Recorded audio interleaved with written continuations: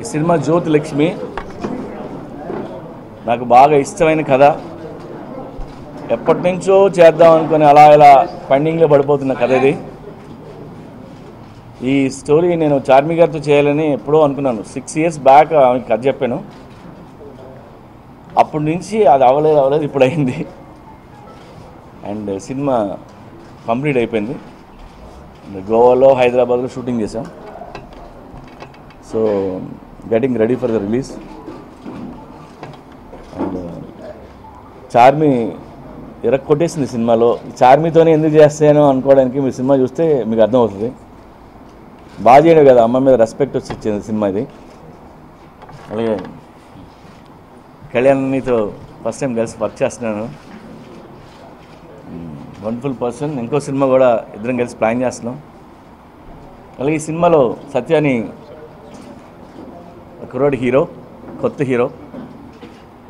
And ఇంకా భద్రం అని, శాండీ అని చాలామంది యాక్టర్లు ఈ సినిమాలో అందరూ ఆడిషన్ చేసి తీసుకున్న వాళ్ళే. మనోడు ఏదో ఫేస్బుక్లో డైలాగ్ పెట్టితే అలా వచ్చాడు. Wonderful actor. So and Sunil Kashyap music, fantastic music director అవుతాడు. అండ్ విందా సేమ్ టీంతో మళ్ళీ ఇంకో సినిమా కూడా చేస్తున్నాను. అంటే టీం అంతా నచ్చేసి నాకు వాళ్ళు వదలబుద్ధి కావట్లేదు నాకు. అండ్ ఇవాళ ఈ పోస్టర్ రిలీజ్ చేసాం. ఐ థింక్ మీకు నచ్చి ఉండొచ్చు. ఎలా ఉంది సార్? మా తమ్ముడు భాస్కర్ భట్ల సింగిల్ కార్డ్ అన్ని పాటలు రాసి అవతలు పడేసాడు, ఎరగదీశాడు.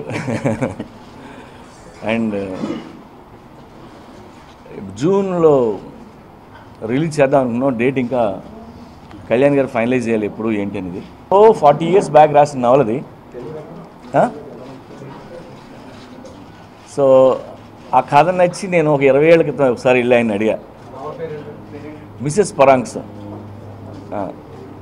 20 ఏళ్ల క్రితం వెళ్ళి ఆయన్ని అడిగా. అప్పుడు నేను డైరెక్టర్ కాదు.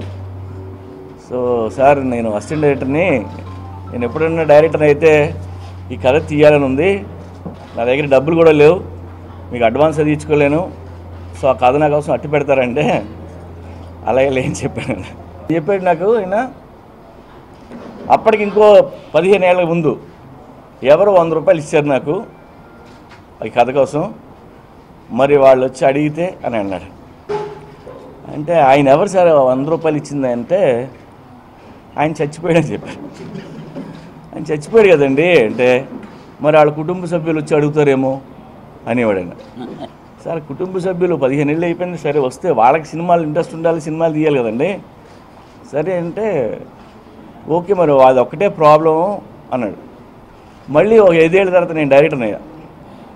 మళ్ళీ వెళ్ళి ఆయన దగ్గరికి, నాకు ఆ కథ ఇవ్వండి సార్ అది ఇదంటే, ఇస్తాను అని నాకు ఇంతకుముందు అది కానీ క్లియర్ అయితే నాకు 50,000 ఇమ్మని అడిగారు ఆయన. సరే అని మళ్ళీ 5 ఏళ్ళ తర్వాత వెళ్తే నా దగ్గర ఒకళ్ళ దగ్గర 100 రూపాయలు తీసుకున్నాను అంటాడు మళ్ళీ ఆయన. సార్ ఎప్పుడో 100 రూపాయలు వచ్చి ఇప్పుడు 10-20 ఏళ్ళు దాటిపోయింది అని నేను. అప్పుడు ఆయన 50,000 అడిగితే, అప్పుడు నేను డైరెక్టర్ అనే కొద్ది డబ్బులు ఉన్నాయి కాబట్టి 2 లక్షలు చెక్ రాసిచ్చాను. రాసిస్తే ఓకే తీసుకున్నాడు.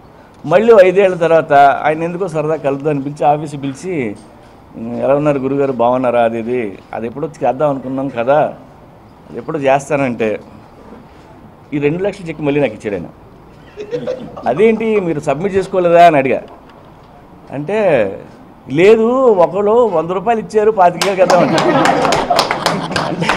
అంటే ఇంత మంచితనం ఏంటండి బాబు, ఎవడో ఆడి చచ్చిపోయి 20 ఏళ్ళు అయింది అని మళ్ళీ ఇంకో చెక్ రాసిస్తే కానీ ఆయన అసలు అంత మంచి మనిషి. సో ఆయన 19 ఏళ్ల వయసులో రాసిన కథ ఇది, మల్లాది వెంకటకృష్ణమూర్తి గారు. సో అంటే చిన్నప్పుడు రాసిన కథ అది, 40 ఏళ్ళు పైన ఉంటుంది. సో దాన్ని ఇప్పుడు ఉన్న ట్రెండ్ వరకు కొద్దిగా మార్చి, సో నేను ఏంటంటే ఈ సినిమా, ఈ కథ నాకు అంత ఇష్టం. 20 ఏళ్ల నుంచి అది అటు తిరుగుతుంది నా చుట్టూ. సో ఫైనల్గా సినిమా తీసి ఆ సరదా ముచ్చట తీసేసుకున్నాను నేను. సో మీ అందరికీ నచ్చుతుందని నేను అనుకుంటున్నాను. Thank you.